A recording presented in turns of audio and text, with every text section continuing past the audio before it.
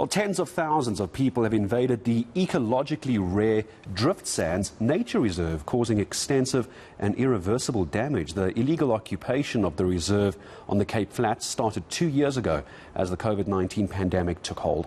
Authorities say their hands were tied at the time as disaster regulations had forbidden any evictions. Now, though, the nature reserve is in real danger of losing its status. Ayesha Ismail finds out more. The occupation of the Driftsands Nature Reserve over the past 2 years has resulted in about 80,000 people living here. They've renamed areas in the nature reserve COVID, sanitize and quarantine. Natural vegetation has been removed, dunes have been flattened and rubble used to infill wetlands and waterlogged areas to build structures and access for vehicles. Some are even living on the banks of the Kales River.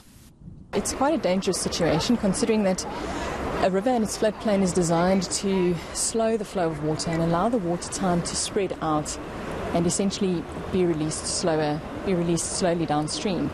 And what we are faced with here is that the river has no space to do that. It has no space to spread out and slow its flow, and these structures that we see around us are in a direct line of that. So should there be an event such as we just saw in KZN, these structures will be not only flooded, they will be taken downstream. There are also fears that the dam wall will collapse with heavy rains, causing loss of life. Described as a potential human catastrophe waiting to happen.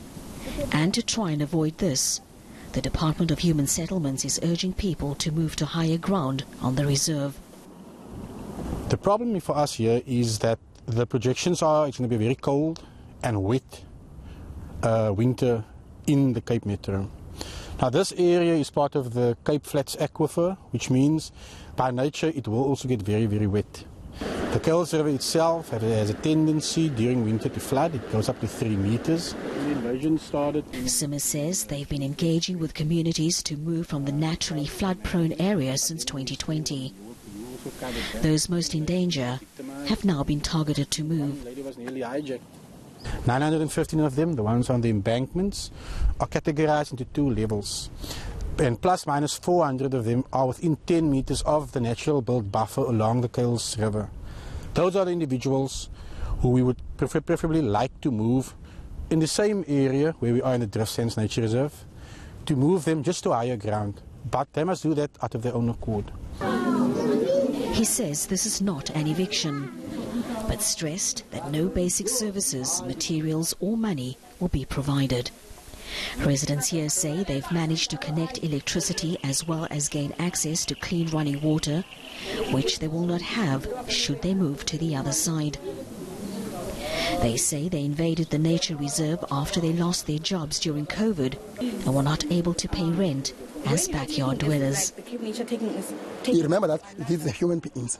We can't take people to that area without the basic services, at least the temporary services.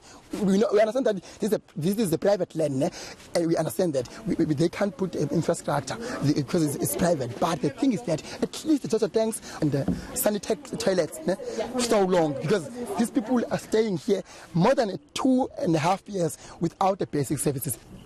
With higher than normal rainfall predicted for the end of June, those most in danger of flooding are being urged to start moving as soon as possible to avoid any loss of life. Ayesha Ismail, Driftsands Nature Reserve.